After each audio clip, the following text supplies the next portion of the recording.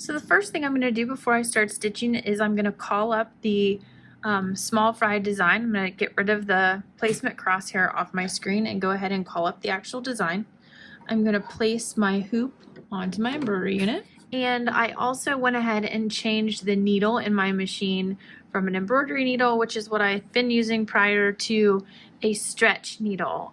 Because this is a knit stretch fabric, I have found just through trial and error that I really like the way the finished result on a knit garment or knit piece of fabric looks with a stretch needle instead of just a standard embroidery needle. If you don't have a stretch needle, an embroidery needle will work just fine.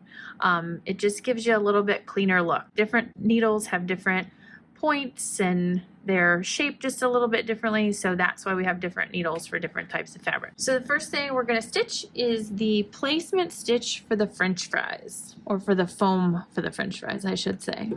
And just another little tip or point, if you aren't using a metal hoop for this and you're using a traditional hoop where you've stuck the onesie to the stabilizer and it's just kind of floating there, I would highly recommend, if you have a machine that has a built-in basting function, that you baste around the design just to secure it in place and keep it from accidentally pulling up or away from the stabilizer while you're stitching everything. It'll just make everything nice and secure. So then we're going to take a piece of flex foam and we're going to cover up that placement stitch completely. And I'm just going to tape this down so it doesn't shift or move using my Kimberbell tape. Now I'm going to remove the hoop from the embroidery unit and I'm just going to trim around that foam close to that stitching, but not so close that I cut through it. Just going to remove my tape. I like to lay my hoop on a flat surface and trim right along the edges. The reason I like to remove the hoop from the machine is so that I can rotate the hoop instead of trying to rotate my body around the design. And these little French fries have tiny little places in between them. You don't have to be perfect getting down in there, but I try to get as much of the foam out as possible because in the end the stitches are going to be, the decorative stitches are going to kind of overlap that space, but especially with this foam I kind of wanted to get chunks of it out so that it just made the fries stand up a little puffier. Now we're going to go back to the machine and we're going to add the yellow for the applique. So now we're going to go ahead and we're going to cover up the foam that we trimmed around with the piece of yellow fabric that is going to be our French fry color. I did find that when I stitched this, I wanted to make sure I used some kind of fusible webbing. It doesn't necessarily call for that in the instructions, but I like to use a fusible webbing. I used the Kimberbell fusible peel and stick for applique. At this step, I just cut a piece the size of my yellow fabric, pulled away the paper backing, and it has a sticky side, so I stuck it to my fabric, the back side of my fabric. You could use soft fuse, you could use trans web, splendid web, any of those types of things. I just, when I'm doing an applique, especially for a garment, I like to have that double-sided fusible webbing just to kind of keep everything in place. It's going to get washed a lot, worn a lot, especially when it's by a baby. So I added that first, and then I'm just going to cover up the area completely with my fabric. If you wanted to add the Kimberbell tape here, you could. If you're okay with just having kind of smoothing as you go, that will work too. Okay, so color number 3 or stitch number 3 was actually supposed to be the placement stitch for this yellow piece of fabric. I jumped the gun because I kind of already knew where to place it based on the foam. So I've tacked it down with my placement stitch. I'm just going to go ahead and stitch number 4, which is going to be the tack down stitch.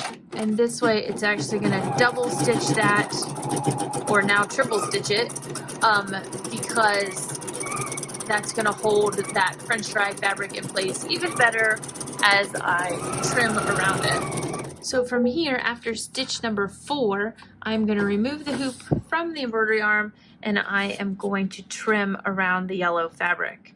Remember, you want to get close, but you don't want to get too close that you're going to cut through it. Also, when you're trimming, after I've done my first one, I would recommend on this bottom side here, I would leave maybe 1/4 of an inch. I wouldn't trim right up next to the stitches, just on this bottom part.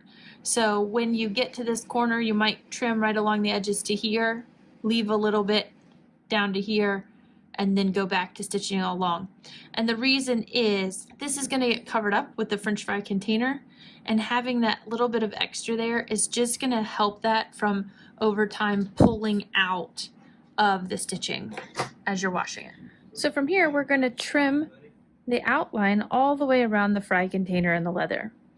I really recommend using a pair of duckbill scissors. Kimberbell has these great kind of medium-sized duckbill scissors.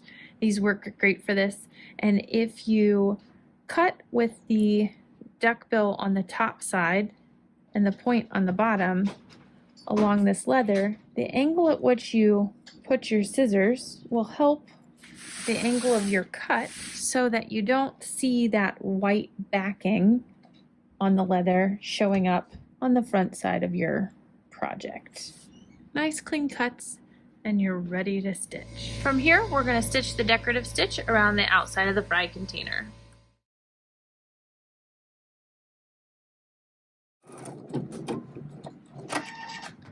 Next, we're going to stitch the placement stitch for our trim across the fry container. And we're going to cover that placement stitch with a piece of leather. Now here, you'll notice I'm using white thread on the teal leather. That's because it's going to stitch that down and create the band, as well as the circle and the detail of the little heart through the center. I want to make sure that shows up, so I don't want to match to my teal leather. If you wanted it to blend in a little more, you can definitely match it there. And now we're going to remove the hoop from the machine and trim around this decorative piece of leather.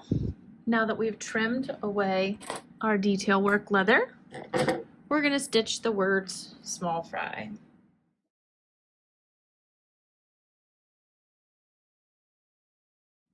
Now that the design has finished stitching completely, we're going to remove from the hoop and cut the stabilizer away around the edge of the embroidery on the back side. From there, we'll rinse the rest of it away since we're using a wash away. And then we'll talk about how to stitch this little guy up.